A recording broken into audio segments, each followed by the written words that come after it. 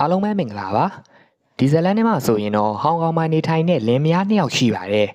အဲ့ဒီလင်မယားနှစ်ယောက်မှာမိန်းမဖြစ်သူလီလီကတော့လိမ်မှုရေးရမှာစိတ်ဆန္ဒပြင်းပြသလောက်ယောက်ျားဖြစ်သူဝမ်ချောင်းကတော့ပန်းသိနေတဲ့သူပါ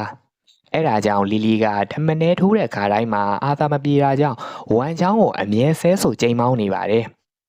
ဒါပေမဲ့ဝမ်ချောင်းကတော့အလိုရန်ကြိုးစားတဲ့စိုင်းပိုင်ရှင်ဘောလီဖြစ်တာကြောင့်မိန်းမကမကွဲနိုင်ပဲဖြစ်နေတာပါဝမ်ချောင်းကဝက်အသားကင်ဆိုင်ကိုပွင့်ထားတာပါ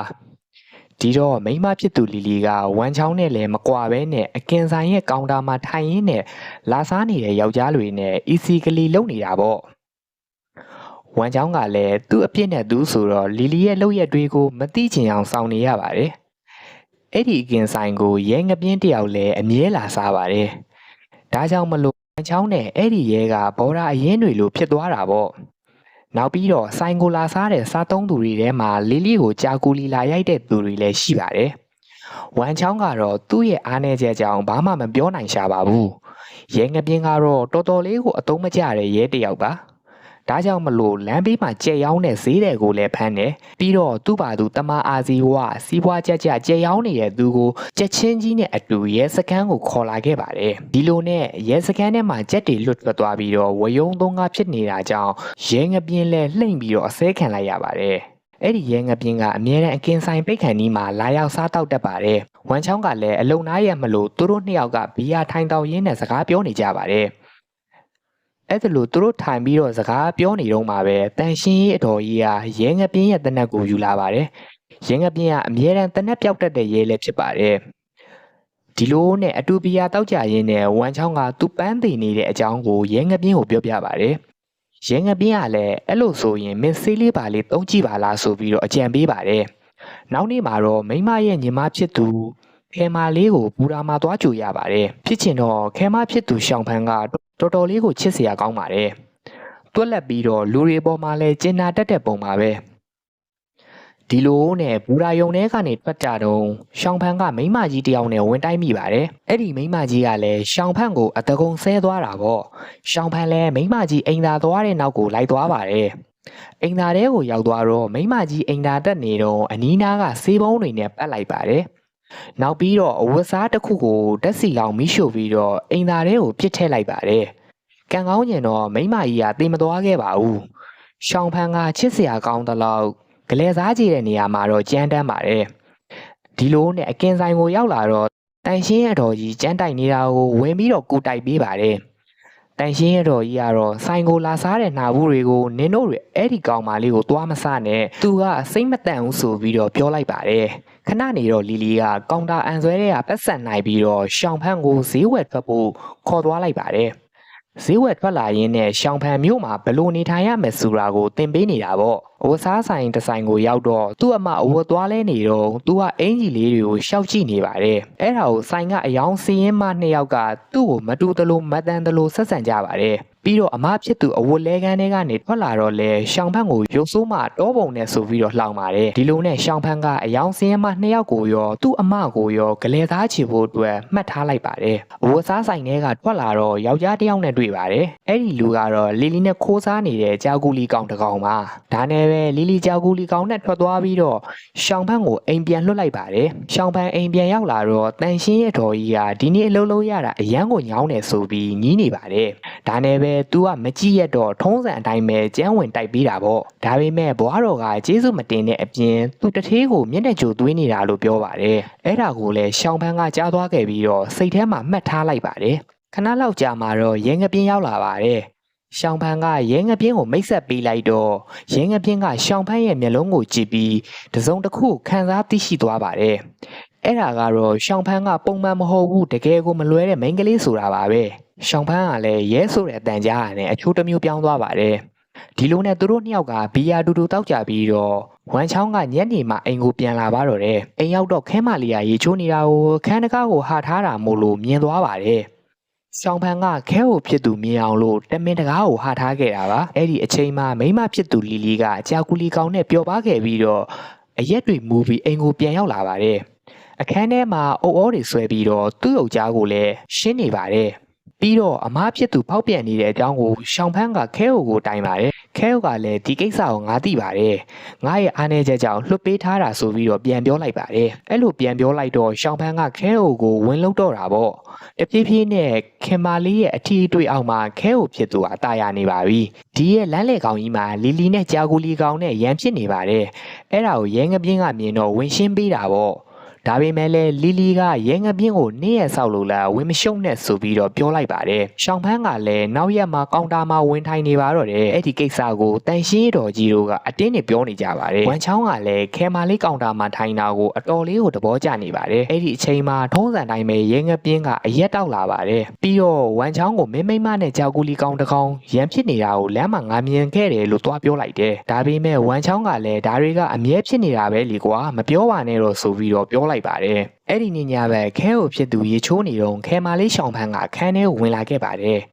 နောက်ဆုံးမှာတော့ဝမ်ချောင်းလဲခဲမာလေးရဲ့မာယာကြောက်ကွင်းထဲမှာမိသွားပါတယ်မိမဖြစ်သူလီလီကလည်းပုံမှန်အတိုင်းအတော်ကြီးကိုညနေမှအိမ်ပြန်လာပါတယ်အခုချိန်ထိမအိပ်သေးတဲ့သူ့ယောက်ျားနဲ့သူ့ညီမကိုတွေ့ပေမဲ့သူဘာမှမဖြစ်သွားပါဘူးဘာလို့လဲဆိုတော့သူ့ယောက်ျားပန်းသိနေတာကိုသူသိတာကြောင့်ပါနောက်တနေ့မှာတော့အကင်ဆိုင်ပိတ်တာမလို့ရှောင်းဖန်းနဲ့ဝမ်ချောင်းတို့ကအတူလျှောက်လဲကြပါတယ်သူတို့နှစ်ယောက်ကတော့အခုမှတွဲကာစားသမီးသားတွေလိုပဲအပျော်တွေလွန်နေခဲ့ကြတာပေါ့ရှောင်းဖန်းလည်းသူ့ကိုမတူတလို့မတန်းတလို့ဆက်ဆံခဲ့တဲ့အယောင်စေးမတွေစီကိုပြန်လာပါတယ်ဒီလိုနဲ့ခဲကိုဖြစ်သူကဘောစီဖြစ်ကြောင်ကြွားပြီးအင်ကြီးတစ်ထည်ဝဲကပြန်ထွက်လာပါတော့တယ်ခဲကိုဖြစ်သူကလီလီနဲ့တခါမှဓာတ်ပုံမရိုက်ဘူးသေးကြောင်းပြောပါတယ်လီလီနဲ့မရိုက်ရလဲကျမနဲ့ရိုက်လို့ရပါတယ်ဆိုပြီးတော့ဓာတ်ပုံဆိုင်တစ်ဆိုင်ကိုတွားပြီးတော့သူတို့နှစ်ယောက်ကမင်္ဂလာဆောင်တဲ့ဓာတ်ပုံကိုရိုက်ကြပါတယ်တငယ်ချင်းဖြစ်သူရဲ့ခြေလမ်းကိုကြိုတိနေတဲ့ရင်းငပြင်းကလည်းမဲဟောင်းကောင်းမှမိမနှစ်ယောက်ယူခွင့်မရှိဘူးနော်လို့ပြောလိုက်ပါတယ်အဲ့ဒီနောက်မှာတော့တန်ရှင်းရတော်ကြီးကလည်းလီလီကိုနင်မစိုးရိမ်ဘူးလားလို့မေးပါတယ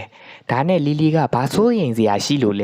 ဲဒီကောင်ကပန်းသိနေတာလို့ပြန်ပြောလိုက်ပါတယ်ဒီလိုနဲ့ဝမ်ချောင်းတယောက်လူကုန်အလဲမှာအဆက်ခွဲခံလိုက်ရတာပေါ့ဒါပေမဲ့လည်းလီလီကအဲ့ဒီညမှာယောက်ျားနဲ့ထမင်းထိုးရင်းနဲ့ပန်းမသိတော့ဘူးဆိုတာကိုသိသွားပါတယ်အဲ့ဒီချိန်မှာလီလီကတအန်တော်နဲ့ဘလို့များပြန်ကောင်းလာတာလဲဆိုပြီးတော့မေးတာပေါ့ယောက်ျားဖြစ်သူကလည်းရဲငပြင်းပေးတဲ့စီးတွေကြောင့်ပြန်လန်းလာတာလို့ပြောပါတယ်သူတို့အဲကန်းထဲကိုရောက်လာတော့ညီမဖြစ်သူကအလှတွေပြင်ထားပြီးတော့ဆက်စီကျနေတဲ့အင်ကြီးဝတ်ထားတော့လီလီလည်းအယံကိုဒေါတာထွက်သွားပါတယ်နောက်တနေ့မှာတော့အယောင်စီးမတွေစီသွားပြီးတော့အဲ့ဒီအင်ကြီးကိုသူ့ညီမဝဲသွားလားလို့သွားမေးပါတယ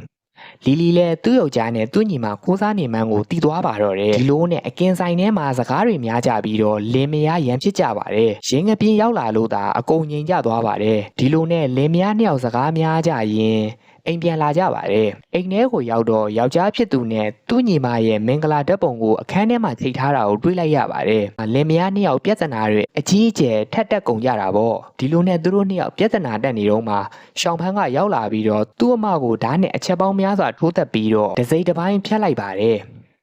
ဟိုကောင်ကလည်းသွေးအေးနဲ့သူ့အမကိုပြန်သက်နေတဲ့ရှောင်းဖန်းကိုကြည့်ပြီးတော့လက်နေခဲ့ပါတယ်အမဖြစ်သူရဲ့ခန္ဓာကိုယ်ကိုအပိုင်းပိုင်းဖြစ်အောင်လှိပြက်ပြီးတော့ခဲကိုဖြစ်သူကိုသူ့အမရဲ့အသားတွေကိုကင်ခိုင်းပါတယ်နောက်တနေ့မနက်မှာတော့အကင်ဆိုင်ကိုလာစားတဲ့သူတွေကိုအဲ့ဒီအသားတွေကိုရောင်းတာပါစားသုံးသူတွေကလည်းစားဘူးသမျှထဲမှာအကောင်းဆုံးသားဆိုပြီးတော့အရန်တွေကိုသဘောကျနေကြပါတယ်ဒါတွေအကုန်လုံးကိုသိနေတဲ့စိုင်ပိုင်ရှင်ဝမ်ချောင်းကတော့မျက်နှာပြက်နေခဲ့တာပေါ့ဝမ်ချောင်းကညဆိုရင်တရေလိုလိုပါလို့အရေးတွေကိုမြင်ပြီးတော့လက်နေခဲ့ပါတယ်ရေခဲတက်တာထဲမှာသူမိမရဲ့ခေါင်းပြက်ကြီးကိုမြင်တော့လဲကြောက်လန့်ပြီးတော့အော်ဟစ်ရပြန်တာပေါ့အဲ့ဒီခေါင်းပြက်ကြီးကိုလည်းဆိုင်မှာရောင်းလို့မရတာမလို့သူတို့နှစ်ယောက်အတူအမိုက်ပုံမှာသွားပစ်လိုက်ပါတယ်အဲ့ဒီလိုခဲမာလေးရဲ့ဇာတ်ကိုတီးသွားတဲ့ဝမ်ချောင်းကအတော်လေးကိုလန့်နေပါတယ်သူတို့နှစ်ယောက်ကလင်မယားဖြစ်သွားကြပြီးတော့ညာတိုင်းအတူအိတ်ကြတော့တာပေါ့ရင်းငပြင်းကလည်းလီလီပြောက်သွားတဲ့ကိစ္စကိုတန်တရားဝင်နေခဲ့ပါတယ်ဝမ်ချောင်းကိုမေးတော့လဲသူ့ရဲ့မွေးရဲ့မြေကိုပြန်သွားတယ်လို့ပဲဖြေပါတယ်တနေ့တခြားဝမ်ချောင်းရဲ့မူမမှန်တဲ့ပုံစံကိုကြည့်ပြီးတော့တခုခုကိုတန်တရားဝင်နေခဲ့ပါတယ်အဲ့ဒီနောက်ရှောင်းဖန်းကတန်ရှင်းတော်ကြီးကိုအလုတ်ကနေပြီးတော့ထုတ်ပလိုက်ပါတယ်ဒါကိုရင်းငပြင်းကတီးသွားပြီးတော့လီလီပြောက်သွားတဲ့အမှုအတွက်တရလိုလိုပြီးတော့တိုင်မှုပြောပါတယ်ပြီးတော့အကင်ဆိုင်တွေကိုလာနေကြကြာကူလီကောင်တွေကိုလည်းမင်းနဲ့လီလီနဲ့အတူတူအိပ်ပူးတယ်ဆိုရင်လည်းတရလိုလိုပြီးတော့တိုင်လို့ရတယ်လို့ပြောလိုက်ပါတယ်သူကလည်းရဲဆိုပေမဲ့တိုင်မဲ့သူမရှိတော့စုံစမ်းစစ်ဆေးလို့မရဘူးဖြစ်နေတာပေါ့တကယ်တော့ရှောင်းဖန်းကငငယ်တော့ကသူ့ရဲ့မိသားစုတွေအကုန်လုံးသူ့ရဲ့ရှိမှာပဲရဲရဲဆက်ဆက်အသက်ခံလိုက်ရတာပါအဲ့ဒီကနေစပြီးတော့သူကယူသွားပြီးတော့အယူတောင်ကိုရောက်သွားပါတယ်ဒါကြောင့်ပဲရှောင်းဖန်းဟာစိတ်တစလူသက်သမားဖြစ်လာခဲ့တာပါ အဲ့ဒီညမှာသူကခဲကိုဖြစ်သူကိုကျိုးတွေနဲ့တုပ်ပြီးတော့ညှင်းမနှိပ်စက်လာပါတယ်။ပါဇက်သေးကိုလိမ်မော်သီးတွေထည့်ထားပြီးတော့ဝမ်ချောင်းရဲ့လက်တွေကိုကြမ်းမြင်နဲ့အတူတူတွဲရိုက်လိုက်ပါတယ်။နောက်တနေ့မနက်မှာရဲငပြင်းကအကင်ဆိုင်ကိုလာစားတော့ဝမ်ချောင်းကိုမမြင်တာမို့လို့မေးလိုက်ပါတယ်။ရှောင်းဖန်းကတော့တရုတ်ပြည်မာကြီးကိုခဏအလဲသွားတယ်လို့ပြန်ပြေခဲ့ပါတယ်။အဲ့ဒီနောက်အကင်ဆိုင်ထဲကိုအိမ်သားမှာတီးပေါက်ရင်းနဲ့ရဲငပြင်းကတနက်မစ်ကြံခဲ့ပါတယ်။သူ့ရဲ့တနက်ကြံခဲ့တာကိုလည်းစခန်းပြန်ရောက်မှပဲသိတာပါ။အဲ့ဒီချိန်မှာရဲစခန်းကိုတန်ရှင်းရတော်ကြီးရောက်လာပြီးတော့သူခိုင်းတဲ့အတိုင်းအမှုမပွင့်နိုင်တော့ဘူးဆိုပြီးတော့လာပြောပါတယ်။ဒီလိုနဲ့ပဲဝမ်ချောင်းတို့အိမ်ကိုသွားပြီးတော့သူ့တနက်ကိုပြန်လာယူတာပေါ့။အဲ့ဒီမှာရှောင်းဖန်းကမပြောမဆိုနဲ့ရဲငပြင်းရဲ့လက်မောင်းနဲ့ခြေထောက်ကိုတနက်နဲ့ပစ်လိုက်ပါတယ်ပြီးတော့ရဲငပြင်းကိုလည်းကျိုးနဲ့တုပ်ထားလိုက်ပါတယ်အဲ့ဒီနောက်ရဲငပြင်းကိုအသားတွေကင်ဖို့အတွက်စီချင်းနဲ့လိမ့်ပေးတယ်ပြီးတော့လက်မောင်းကအမွှေးတွေကိုလည်းရိုက်လိုက်ပါတယ်ရဲငပြင်းလည်းတီမာကြောက်လို့ရုံးရင်ကန်ရင်းနဲ့အကုန်လုံးကဝယုံသုံးကားတွေပြစ်ကုန်ပါတယ်အဲ့ဒီအချိန်မှာတနက်ကလည်းအောက်ကိုပြုတ်ကျသွားခဲ့ပါတယ်ရှောင်းဖန်းကလည်းလွှာကြီးနဲ့ရဲငပြင်းကိုပြင်းဖို့လုပ်နေပါတယ်အဲ့ဒီနောက်ဝမ်ချောင်းကဝင်ပြီးတော့ချလိုက်တာမလို့ရဲငပြင်းလဲတေဘေးကနေလွတ်သွားခဲ့ပါတယ်သူ့ကိုချတဲ့ဝမ်ချောင်းကိုလည်းရှောင်းဖန်းကလွှတ်နဲ့ဖျက်ဖို့လုပ်ပါတယ်အဲ့ဒီချိန်မှာရဲငပြင်းကလက်ထဲကတနက်နဲ့ရှောင်းဖန်းကိုပြစ်လိုက်ပါတယ်ဒီလိုနဲ့ပဲဇလန်းလေးကဒီမှာပဲပြီးဆုံးသွားခဲ့ပါတယ်အဆုံးထိကြည့်ရှုပေးတဲ့သူတယောက်ချင်းစီတိုင်းကိုကျေးဇူးအထူးပင်တင်ရှိပါတယ်ခင်ဗျာ